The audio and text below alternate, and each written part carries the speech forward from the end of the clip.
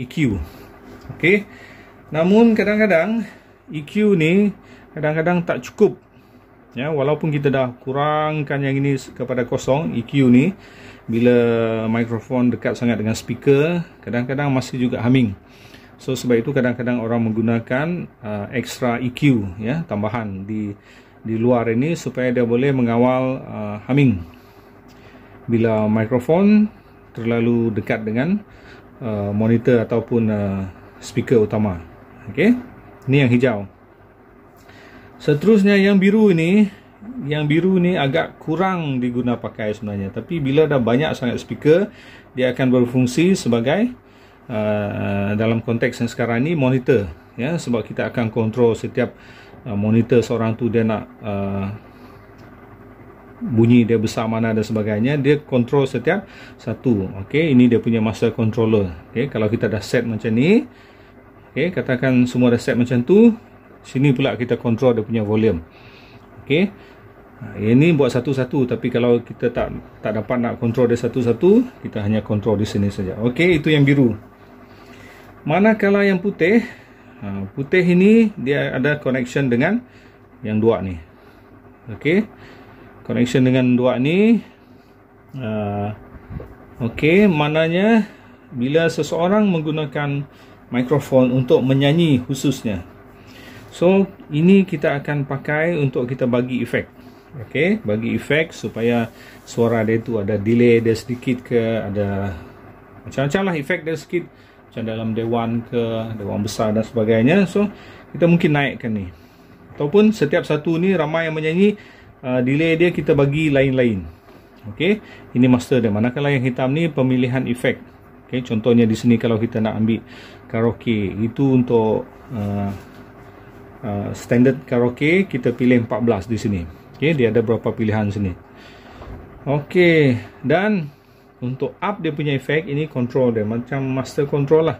Kita kena on ni, benda-benda ni, button ni, bila kita on, dia akan keluar api, maknanya itu adalah on. So ini adalah efek. Okey, so bila kita turunkan ni ke bawah, efek tu tadi semua tak berfungsi. Bila kita naikkan dia, letak di kosong, baru efek tu akan kedengaran. So kita boleh kontrol dia, katakan ramai yang menyanyi, mungkin efek kita nak lebih, nak kurangkan, ikut siapa mereka, keinginan mereka itu sendiri. So ini kontrol dia. Okey, tapi waktu berucap memang kalau boleh takkan nak kita sibuk-sibuk pusing yang putih ni kan. So kita off saja sini. So suara dia nanti macam waktu berucap saja, tak ada efek dan sebagainya.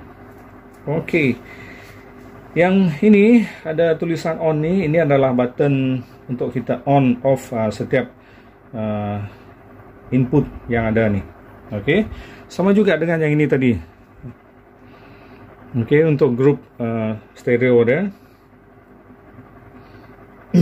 grup 1 and 2, grup 3 and 4. Okey, ini adalah efek dia tadi, sebelah ni. Yang ini pula saya tunjuk. Sebelah ini efek dia, kita on, tekan ni, efek dia kita naik, so kita akan dengar suara efek. Okey, seterusnya yang merah ni, on, keluar api, yang kita naikkan. So di sini ada setengah orang dia prefer play safe, maksudnya supaya peralatan yang dia guna ini tidak cepat rosak. Sebab kadang-kadang ada orang nak volume yang melampau-lampau, terlebih-lebih besar. Okay, so ada orang dia main dekat nombor 10 saja, dia tak berani nak up sini sangat, takut dia akan memberi kesan kepada power amp ke, speaker ke, Twitter hangus ke, dan macam-macam lagi lah. So ini akan memberi kesan buruk kepada orang yang main benda ni. Sebab kadang-kadang bila ni rosak, memang beratus dan beribu juga harga ni.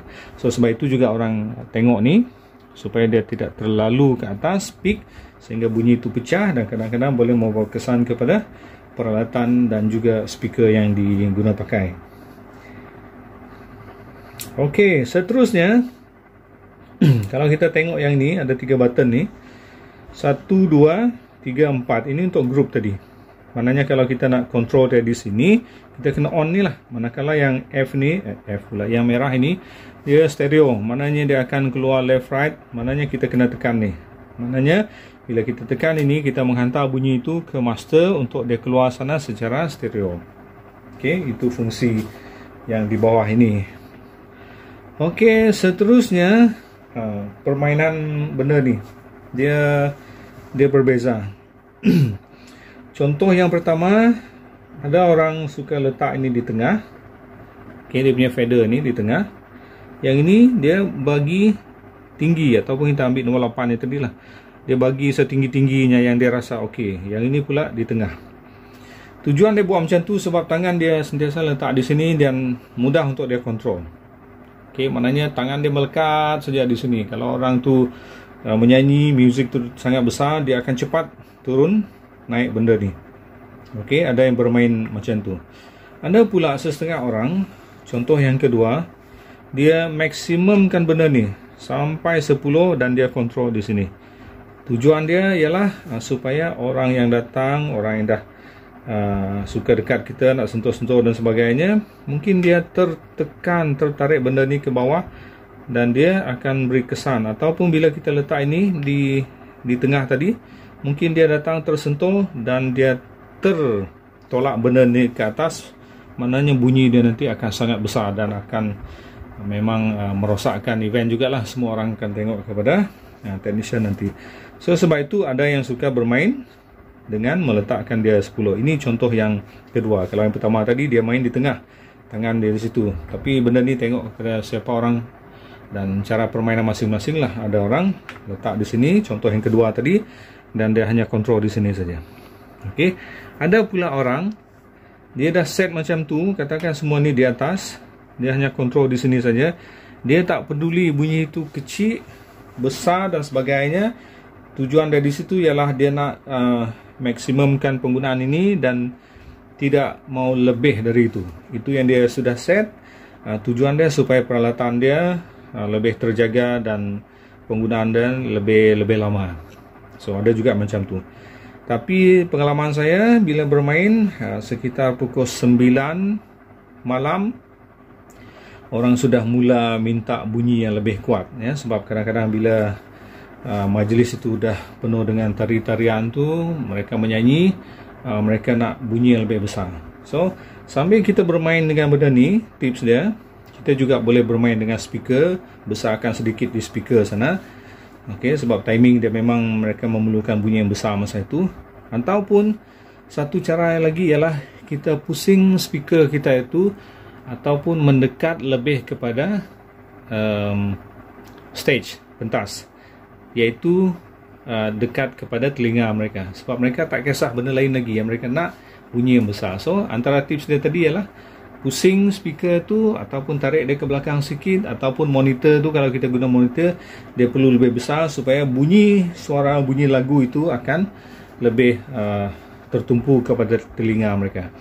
Sebab kadang-kadang bila kita besarkan di sini, okey, dia akan beri kesan kepada speaker yang kita letak di depan ke di belakang, sehingga orang yang di sana tu rasa tidak selesa sebab terlalu besar. So itu satu cara dia tadi, kita besarkan monitor speaker, dekatkan speaker. Kalau dia boleh pusing speaker tu, kita boleh pusing ke arah pentas.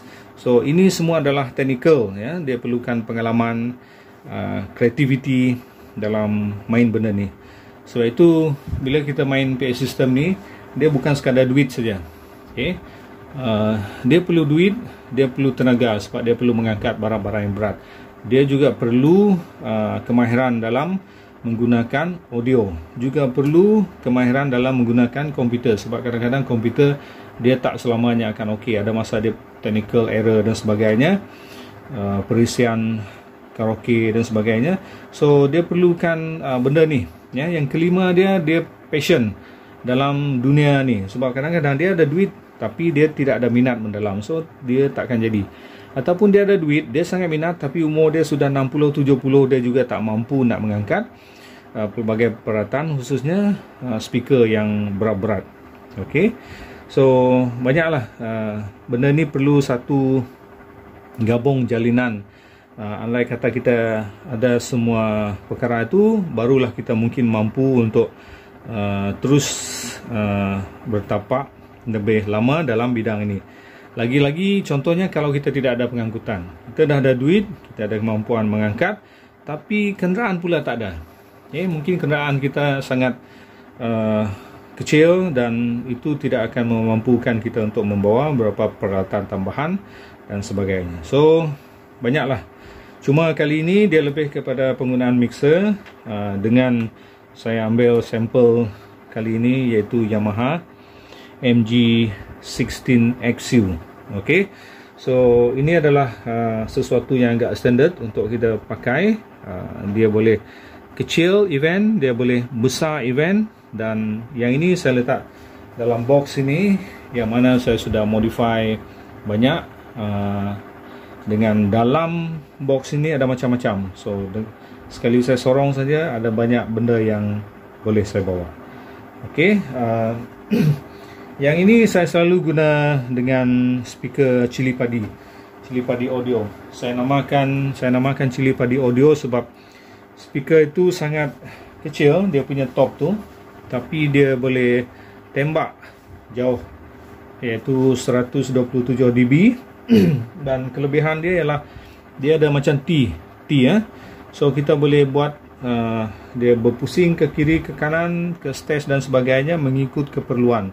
Tidak seperti kalau kita menggunakan satu speaker utama saja yang hanya tembak ke penonton.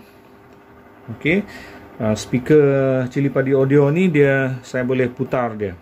Kalau di belakang senada semakin kurang, orang hanya tertumpu di pentas saja, maka saya boleh pusingkan speaker itu ke pentas. Dan yang rahsia ada juga sebab dia ada 12 sub, yang mana 12 sub ini memang cukup power untuk menghasilkan bunyi-bunyi yang padat.